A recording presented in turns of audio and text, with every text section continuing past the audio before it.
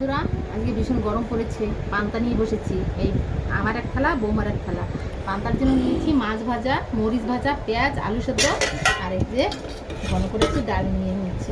এটা দিয়ে পান্তা খাবো। সকালবেলা সুজি তরকারি হয়েছে, ওটা আমরা খাইনি। বলছি যে আমরা দুজনে আজকে একটু পান্তা খাবো, ভীষণ গরম পড়েছে। বন্ধুরা, তোমরাও একটু মাঝে মাঝে পান্তা ভাত খেয়ে দেখো, ভালো লাগবে খেতে। আমার কাছে তো খেতে ভালো লাগে পান্তা ভাত। পান্তাটা এমনিতে খাওয়া পড়ে না, এই গরমের সময় একটু খাওয়া পড়ে। তাই সবাই কাজকর্মে চলে যাচ্ছে। ছেলেরা দুজন, ওর বাবা। এখন বৌমার আমি মিলে একটু পান্তা খেয়ে একটু আলু মাখা নিচ্ছি।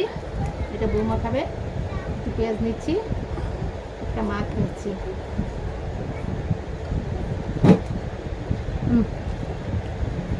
ভাতটা একটু টক হয়েছে, খুব সুন্দর লাগছে খেতে।